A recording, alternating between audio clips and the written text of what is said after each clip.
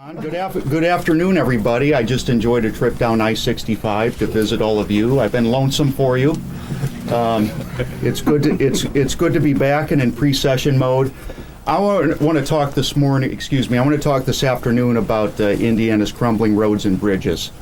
That is the fundamental and number one economic issue that our state needs to address in the upcoming session. One thing that Republicans, Democrats, Independents, and others can agree on is that the state of our infrastructure at the crossroads of America is disgraceful. It's embarrassing, and it needs to be improved. We have a bridge in northwest Indiana, the Klein Avenue Bridge, that has been closed for years. You can see here in southern Indiana along the Ohio River we have a thoroughfare that has literally crumbled into the water. We saw the closing of I-65 for weeks that led to an economic calamity here in this state. And it demands a bold solution, one that is fair, and one that expresses a collective will that we're going to do better here in Indiana. Unlike many problems, this is not one that is particularly difficult to solve. It requires resources and it requires energy. Many things that we do in government involve people and how to help them improve their individual lives.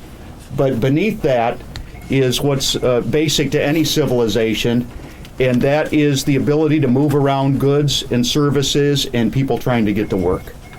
That has to get better, because if we don't improve the way we move here in Indiana, then the other debates that we have among us become secondary. The governor put out a small proposal regarding our roads just a few weeks ago. It was what I would characterize as a get off my rear end proposal. It was not serious, and it didn't meet the demands that the people of Indiana have. What I'm going to propose here today, and the Republican majority is welcome to adopt it for themselves and take credit, because we are in need of a bipartisan solution. But it's a serious one, and it is one that is going to require collective action. But I'm happy to be the first one to talk about it here today. What we need is something that is simple and understandable, transparent, addresses the problem in a manner of significance, and doesn't take any more money out of anyone else's pocket. And it eliminates one of the secrets of government funding here in Indiana, and that is how money is collected at the pump and for what it is used. And I'm going to propose today that the sales tax on gasoline, which goes to fund everything except roads and bridges, all goes to roads and bridges. So we need to begin the era where everything you pay at the pump that goes to the state of Indiana goes back to paying to fix, maintain, or create a road or a bridge here in this state. It is more transparent. It takes no money out of anyone else's pocket, but it does put roads and bridges as a top priority here in this state. Just a few numbers that may be of interest to you. In 2015 alone, that would have generated $525 million in dollars for roads. And better yet, what I'm proposing on behalf of my caucus is that those dollars be run through the same distribution formula that the motor fuel taxes run. Meaning that those dollars will get out to local communities to fix local roads and bridges as well. Approximately 53% of it will go to state roads and bridges, 47% of it will go to counties and cities that are in dire need of this funding.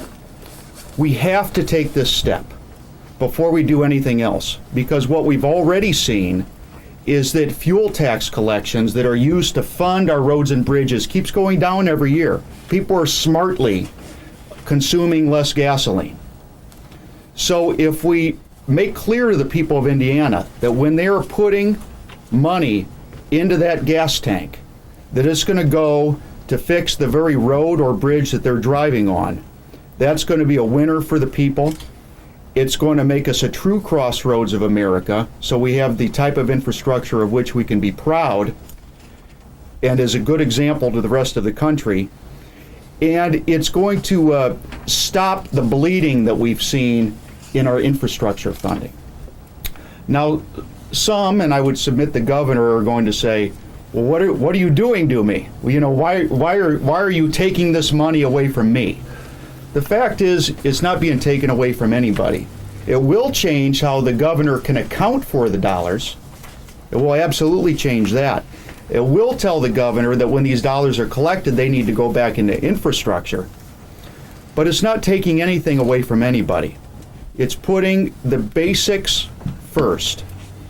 And that is what we need to focus on. Because too often we've seen people confused and people thinking a problem is being addressed when it's really not. The other good thing about this reallocation and this reinvestment of revenue is it goes into an investment that has lasting value. You know, so often we try to address problems with public resources, and the benefits and sometimes the costs and the results are somewhat intangible.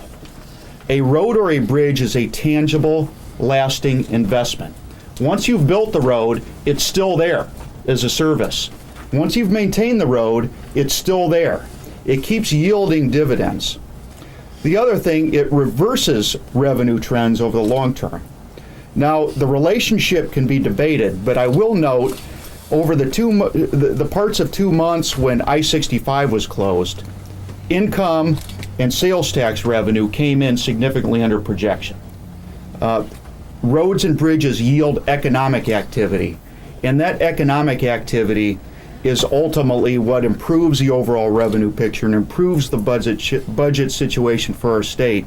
So then we can look at the other needs that need to be met. So I'm very pleased with this proposal.